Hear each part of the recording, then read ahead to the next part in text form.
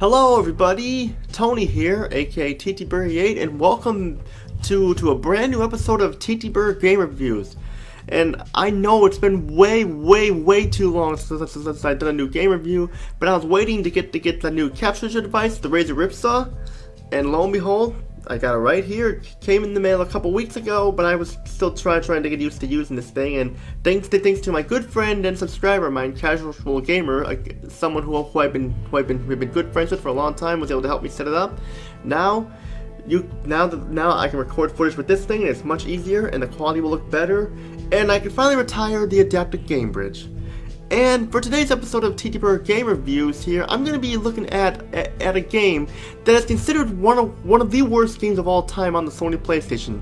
Now I know I said I was going to be reviewing more PS3 games, but this was a game that my buddy Razorblade 1812 brought to my attention, and I did own the game, but I never really played it much. But he told me that the game was just really bad, and you need to review this game, Tony, he says, and I have the game right here. And this game is Escape or Die Trying by Signosis and Viewpoint.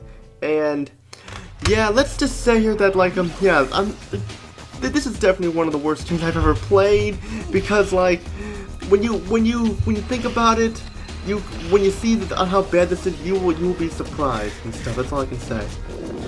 When we get started here, you can notice that the cutscenes here look really nice. I mean, like, the game's graphics are pretty much the best part of the game, aside from the story as well and such.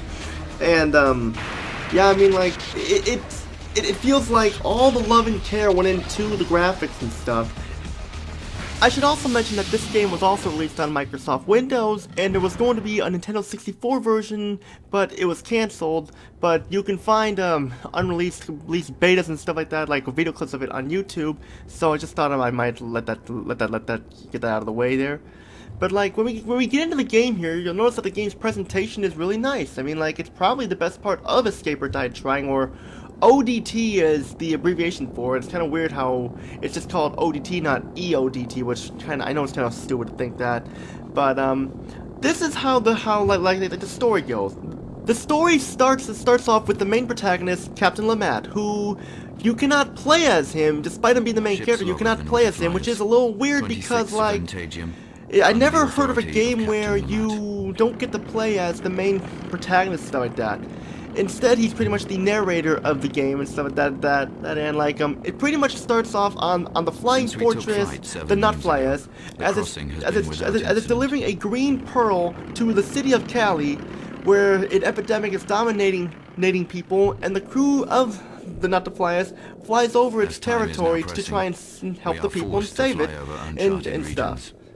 But unfortunately, the ship crashes over some weird looking tower and stuff, and now it's up to you as one of the supporting characters to try and get enough gas and find pieces of the pearl and rescue Captain Lamat, because he's the one who's been captured.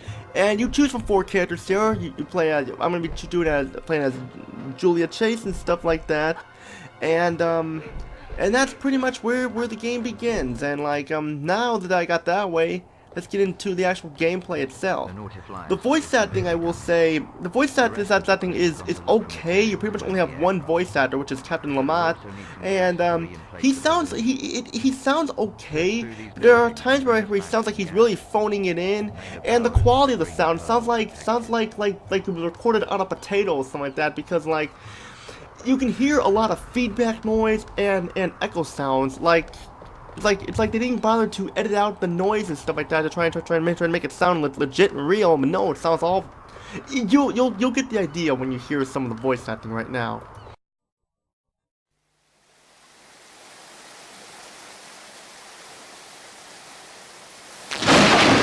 The pearl shielded us from complete disaster.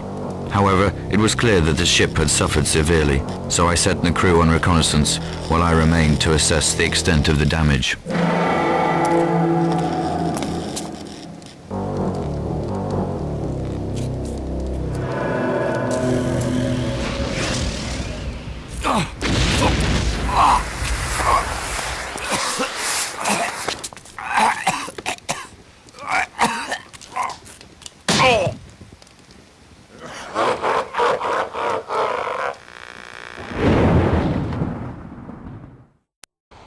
But now we got that out of the way. Now let's finally get into the gameplay, and what a tragedy this is.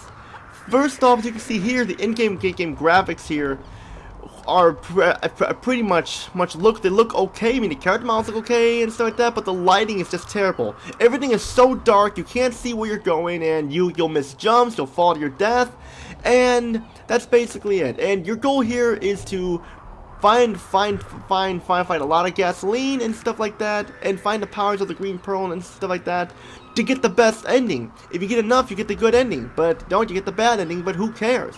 I really could not get far in this game at all because on how unplayable it is. I mean, it's nowhere near as bad as games like Spawn the Eternal or Largo Winch Commando SAR, but even then, this game here just like had the potential. I mean, like, this is pretty much a combination of a action RPG and a Tomb Raider game, but not done well at all.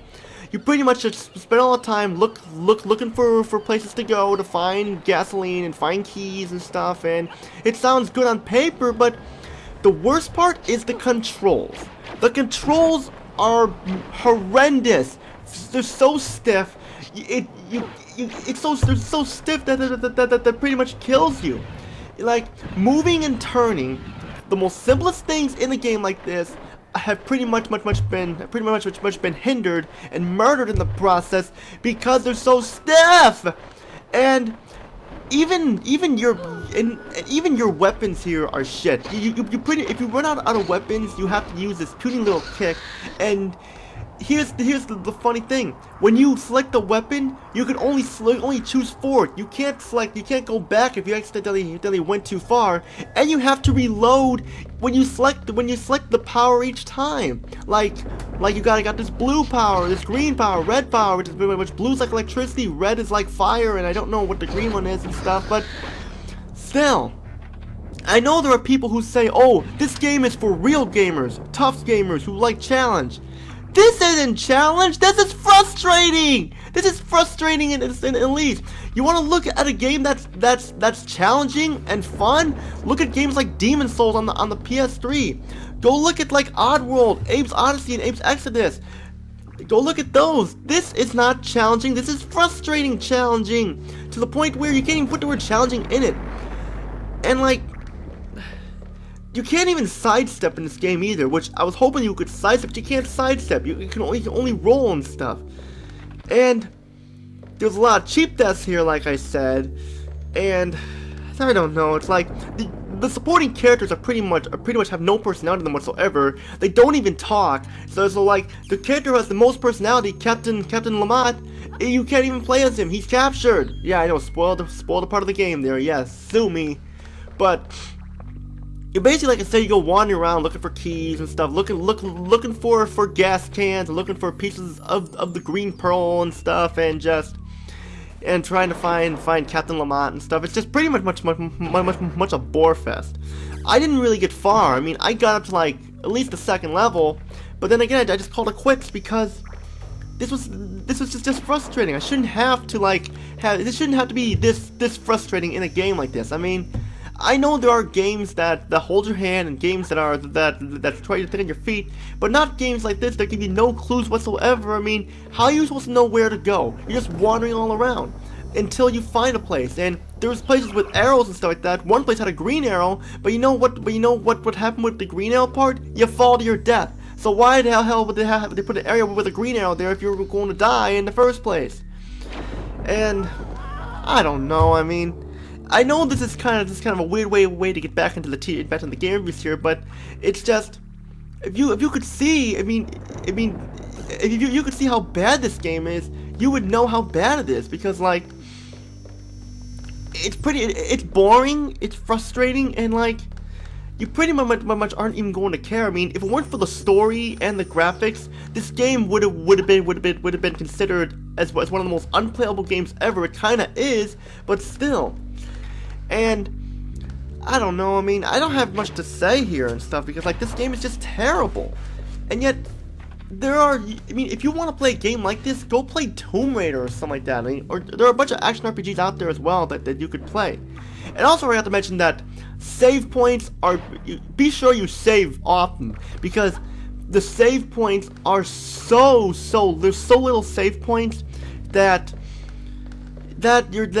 it'll be frustrating once you have to go back to the save point if you die. There are no checkpoints either. Even if you go into a new room and stuff like that where it loads, don't even count it. You're going back to the save point!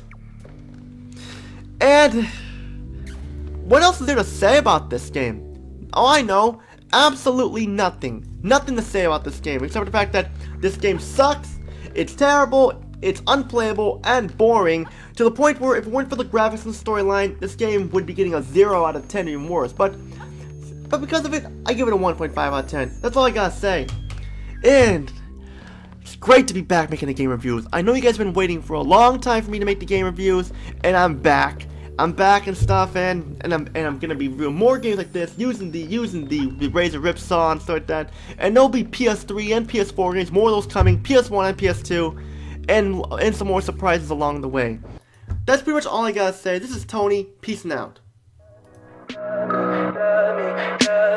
Tell me pretty lies, look me in the face, tell me that you love me, even if it's fake.